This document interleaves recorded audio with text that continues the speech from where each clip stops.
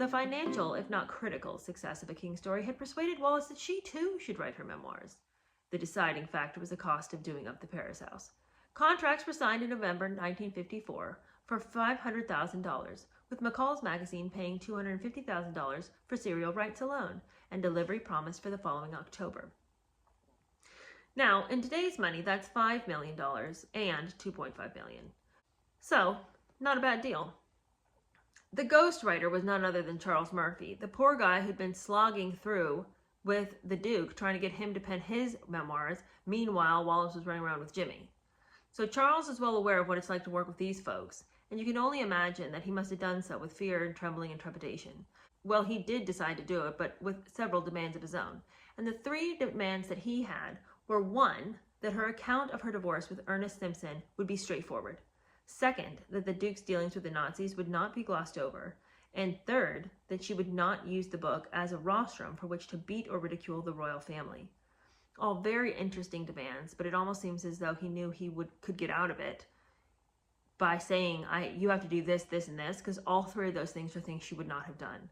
She was not planning on being straightforward about Ernest Simpson at all. She was not going to tell about how the Duke and the Nazis had been in each other's back pockets, and why in the world wouldn't she disparage the royal family? That's all she's done since she left. It's been snide comment after snide comment after backhanded comment this entire time.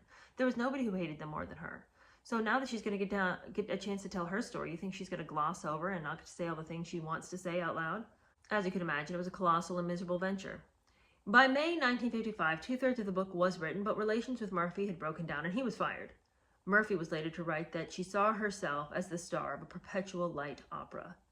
He was replaced by Cleveland Amory, who specialized in writing about the jet set at a fee of £8,000, and Amory spent several months interviewing Ernest Simpson, Fruity Metcalf, Perry Brownlow, Herman Rogers, and even the Queen. "We loved them and we learned so much from them," wrote Cleveland's wife Martha to her in-laws, adding, "so much that we can't use, but it was exhausting and fascinating." It would seem that Cleveland took his wife Martha with him for these interviews because she does a lot of writing to relatives about what she's learned and what she thinks about the whole thing.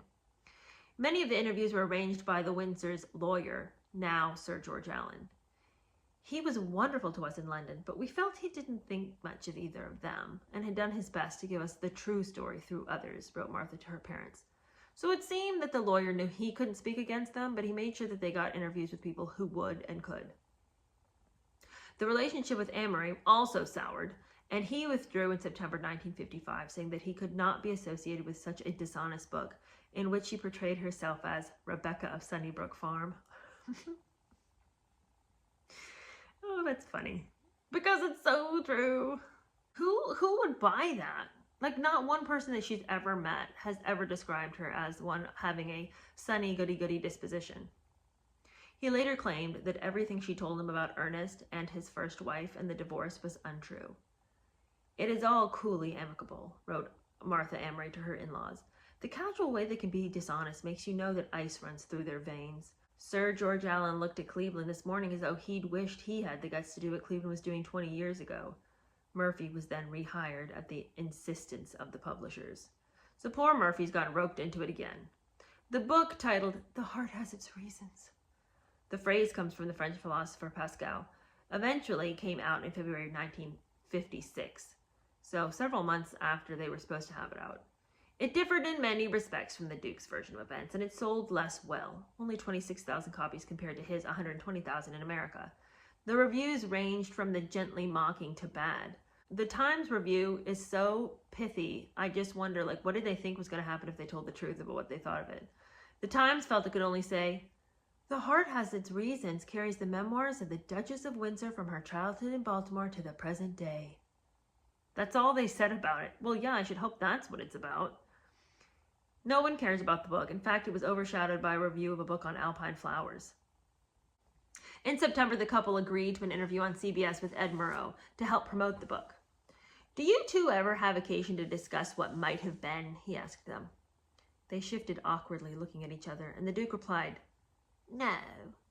We both feel there's no more wasteful or foolish or frustrating exercise in trying to penetrate the fiction of what might have been." Please. Yeah, well, you're not talking about it because you're too busy play acting it. So, don't pat yourself on the back just yet. Now, this next bit's very interesting. And it's all so very, very Harry and Meghan. It's just hilarious. I truly think that Harry and Meghan have just studied whatever David and Wallace did and decided to do that too. On the advice of the PR experts, as a part of the book promotion, they tried to improve their public image. In April 1956, Wallace had set up a clinic for the rehabilitation of the handicapped in New York, and the following September they announced the Windsor Awards, an attempt to present themselves as patrons of the arts. The plan was, each year, to finance a French or American artist selected by jury. One award was given, $1,500 for a year's study in Paris, but the scheme was quickly abandoned through their lack of interest. Oh, goodness. It's just so similar. I, of course, am a giver. I always have been. And so now I just need other people to realize that because they've misconstrued who I am, says Meghan Markle. And meanwhile, we've got Wallace doing the same. As you know, I've always cared so much about the arts. It's always been a passion of mine, you might say. And now I have a chance to give back. Cynthia Gladwin, at her annual dinner with the Windsors in July 1956, reflected back on the Donahue affair, which had done so much damage to Wallace's reputation, and remembered how she had become, quote, rude, odious, and strange. One had the impression that she was either drugged or drunk. She spent all her time with the effeminate young man, staying in nightclubs till dawn and sending the Duke home early. Buzz off, mosquito. What a way to address the once King of England. Now, buzz off mosquito is in quotation marks, as though that was something that Wallace was known to have said to him when she was ready for him to go. And at the same, as shocked as I am that is how she would address him, so callous, so rude, I also think that that's not out of the realm of possibility, because she would also scroll notes and leave them on her bedroom door of, beat it and get out of here and don't come in and, keep out. That means you. I mean, like, crazy things. So, I'm sure she did tell him to buzz off, mosquito, because she's mean. She's so mean. She wants to hurt his feelings, and she enjoys him standing on the periphery of this relationship she has with Jimmy and looking on, all hangdog and sad. Now, this same friend who says that Wallace was odious and strange now says that the reason that they broke up, Jimmy and Wallace, was because Jimmy's boyfriend came and said, look, it's either her or it's me. And Jimmy roused himself and decided that he wanted to go for the man.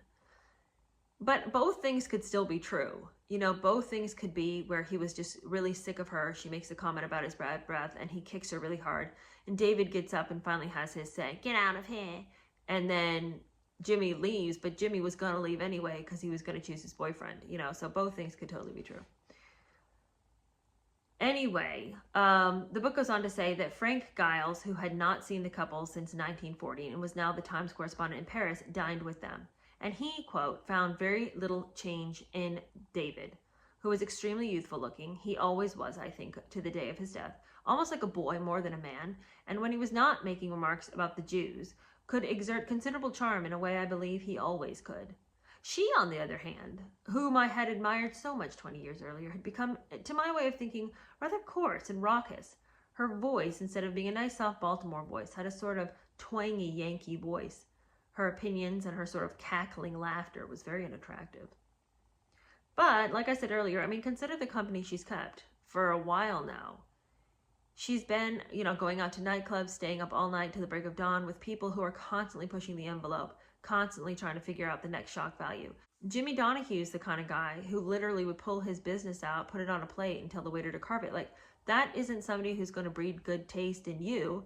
You're not going to sit around and become a higher and more elevated human being by being around that kind of personality. So I'm not surprised that her demeanor was changing because, well, when you run with the dogs, you get fleas. This is how it works. After dinner, the Duke chatted to Giles, who was not drawn to his opinions. There'd have been no war if he'd hadn't mishandled Mussolini. It was all his fault. And he added as an afterthought, well, together, of course, with Roosevelt and the Jews. Giles found him an object of pity as of despisement, and his views would generally lie somewhere between the naive and the silly. He chatters and chatters. He pretends to be very busy and happy, but I feel that it is false and that he is unoccupied and miserable, wrote Harold Nicholson in his diary after dinner with the Duke in November 1956. He's as nervous as ever. He has a vast cigar which he chews and wets, but it's not even light, and then lays it aside. Although he must have talked to me for 3/4 of an hour without stopping, there was nothing of any interest at all that he had to say. But his memory is acute. That's the only compliment anyone can ever give the Duke. He remembers dates real good. Great. Nobody wants to hear a list of dates. No, who cares about that?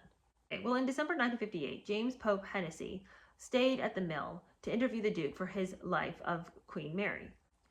And James Pope Hennessy, I think, is an interesting character because what he chooses to say about both David and Wallace is stunning, I think. His characterization of David seems all wrong. But then also he says some things about Wallace that I'm like, well, man, that's pretty wild. Where'd you get that idea? Okay, so let's first start with what he said about David. He said that he found David exceedingly intelligent, original, liberal-minded, and quite capable of either leading a conversation or taking a constructive part in one. Literally, no one has ever said that about David. He is also one of the most considerate men I have ever met of his generation. Like the Duchess, he is perhaps too open and trusting towards others, or else he was determined to be especially helpful to me. But then he goes on to talk about Wallace, and he's none too impressed with her. He wrote of her, "This is one of the very oddest women I have ever seen. It is impossible to assess what makes her function or why. I should say she was on the whole a stupid woman with a small, petty brain, immense goodwill, and a stern power of concentration. Suspicion that she is not a woman at all. She is, to look at, phenomenal. She is flat and angular and could have been designed for a medieval playing card. Her jawbone is alarming, and from the back you can see plainly it jutting beyond the neck on each side."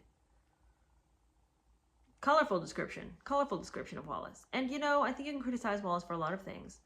And, everyone always wants to say, there's some talk that she was neither man nor woman. And so there's always been these rumors.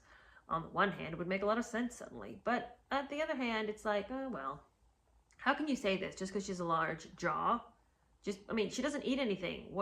She's not going to have any boobs. She's got no body fat, so it's like, these aren't good reasons to say that, I don't think she's a woman at all. I think James Pope Hennessy was an interesting person himself. Anyway, their lifestyle at the mill staggered him. Every conceivable luxury and creature comfort is brought, called on, conscripted to produce a perfection of living. It is, of course, intensely American, but I would think consciously aimed. The Queen Mother at Clarence House is leading a lodging house existence compared to this. It's so true because the British royal family is so careful with their money, which Meghan Markle found out about. And they are all of them quite frugal. And so to come to this place in which David is even living the life of a king that he never would have lived had he been the actual king, and Wallace over there promoting every step of the way. It is true. It does make it look like the Queen Mother is living in a lodging house. Oh, a lodging house. That's funny. Anyway, shown to his room, Pope Hennessy discovered that there was nothing on earth that you might conceivably want that wasn't there. Every kind of writing paper, nail file, brush, fruit, ice water. The bathroom loaded with scented bottles like a counter at a bazaar. It's a delicious sense of self-indulgence. His observations of the couple in their home during his weekend are cute and amusing. He was surprised to see the Duke at dinner wearing red trousers, a fur coat, and a peaked flying cap with fur ear flaps. But he persuaded his host to open up to him about his upbringing. And this is interesting. I wonder if the Duke's memoir had anything this interesting. He said, "My father had a most horrible temper. He was foully rude to my mother. Why, I've often seen her leave the table because he was so rude to her, and we children would all follow her out." Can you imagine? That's interesting. That is an interesting bit of info there. The Duke continued arguing that because his mother had never been in love herself, she could not understand his own strong feelings towards Wallace. "My mother was a cold woman. A cold woman." The result was that Queen Mary would never discuss the abdication. "I'm afraid my mother was a moral coward." That's what she was, a moral coward. "She would never talk to me about it. Right up to the end, if I said anything to her, she just coughed slightly, like that, and that was all. She evaded all discussion." Moral coward. Can you imagine the hypocrisy running rampant in the room as he said she was a moral coward? The man couldn't do an honest day's work to save his life. He left the throne to run after his girlfriend, but his mother's a moral coward. Okay, let's not use words we don't understand.